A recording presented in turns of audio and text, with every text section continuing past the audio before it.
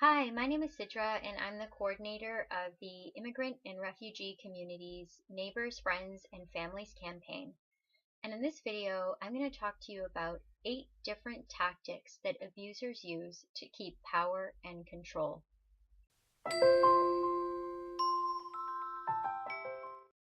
I'm going to be talking about domestic violence.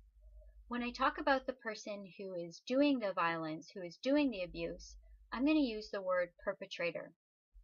And I may also use the pronoun he to refer to the perpetrator because research in Ontario shows that the vast majority of perpetrators of domestic violence are men.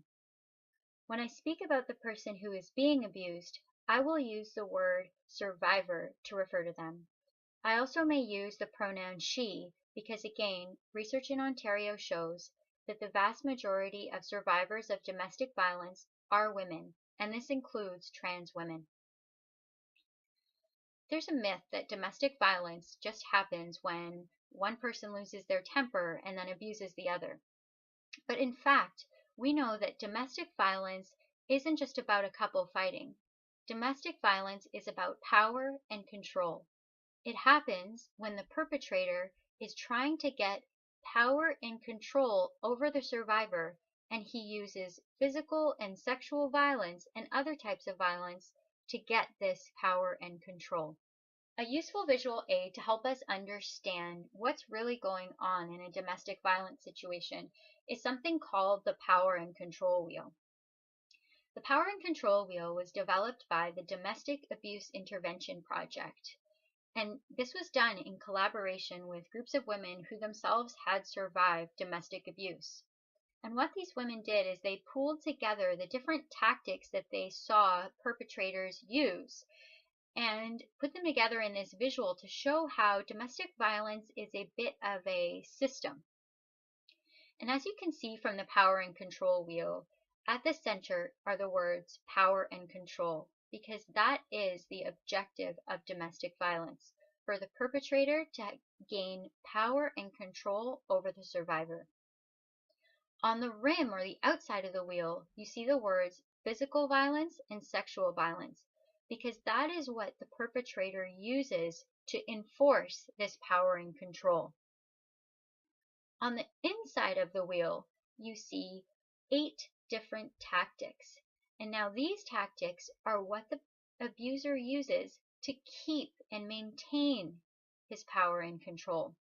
So, for example, an abuser may use physical violence, say 3 times, on the woman he is abusing.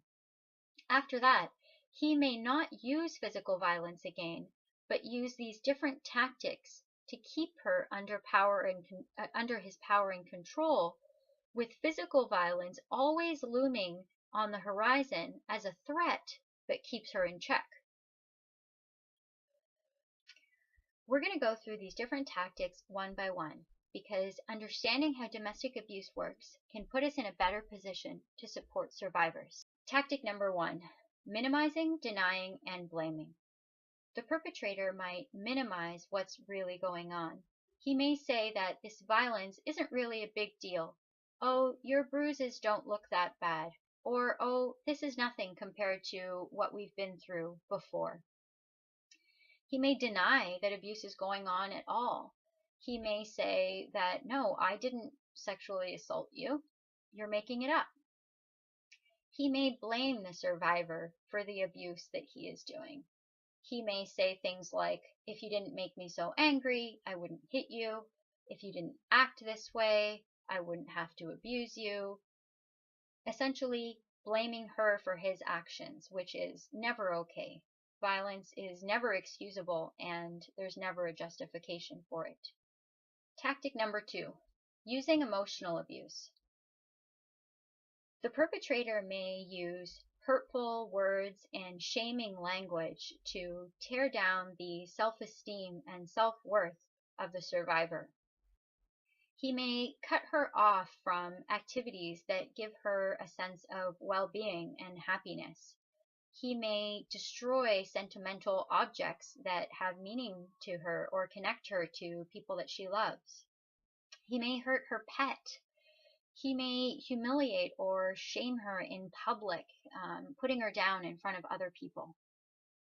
And this emotional abuse is all designed to lower the self-worth of a survivor so that eventually she may think that abuse is something that she, quote unquote, deserves. Tactic number 3, using children. The abuser may use children to make her feel guilty. He may say that you shouldn't leave me because it'll be bad for the kids. He may involve the children in his abuse by asking them to relay messages to her. If the couple's separated, the abuser may use visitation times that he has with children to continue to abuse the survivor or threaten her. He may also use children as a threat. He may say that he'll leave the country and take them with him, or that he'll hurt her children if she doesn't do what he says. Another big challenge is custody. It's very difficult for women living with violence to obtain full custody of their children, and many women will not choose to leave an abusive situation until they are sure that they can take their children with them. But it's very challenging to get courts to grant that full custody and to prove that domestic violence is going on. And in many cases, an abusive man will be able to use charm and convince the courts that he's the more fit parent and that he should have full custody. Tactic number 4, using male privilege. In this case, the abuser capitalizes on the privilege that he's granted just by virtue of being a male. He may call her names like mail order bride or shame her for being a woman. He may act like he's the master of the castle and dominate everyone in the home. And he may also capitalize on the fact that everyone in the public will give him the benefit of the doubt and tend to blame the survivor. Tactic number 5, using economic abuse. He may not allow her to have her own independent bank account. He may take her paycheck that she earns. Alternatively, he may prevent her from getting a job or accessing any education or job training she would need to get a job. He may also threaten to report her if she's working under the table as another way to keep power and control over her. Tactic number 6, using coercion and threats. In this case, the abuser is threatening the survivor in such a way that will allow him to keep and gain further power and control. For example, if the survivor does not have legal status in Canada, he may threaten to report her to border services if she doesn't do what he says or if she says that she's going to leave him. He may also directly threaten to harm her or harm her children. And again, remember, with the power and control wheel, usually there's already been physical or sexual violence that has already happened. So these threats carry immense weight and meaning. He may also destroy important documents of hers, for example, identification cards or health cards and passports. Either destroy them or keep them in a place that she isn't able to access. So again, that grants him that power and control and coercion. Tactic number 7 is using intimidation.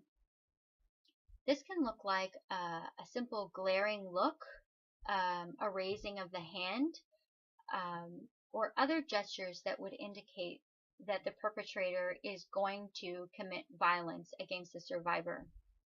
The perpetrator may also display weapons as a way to intimidate the survivor. The perpetrator may tell the survivor about people that he's harmed in the past, again, as a way to intimidate her. He may also boast about his financial status and sense of power that he has in the community. And this may be used to send a message to the survivor that he's a powerful person and that if she were to ever turn against him, that he would have financial resources and community resources on his side. Tactic number 8, using isolation. This is a very important tactic to be aware of. Isolation is almost always present in every case of domestic violence. Perpetrators isolate survivors from people they love, being able to go to the places that they would like to, and to generally be connected to community and to other people in society. And how the perpetrator might carry out this isolation is he may forbid the survivor from speaking to certain family members or friends.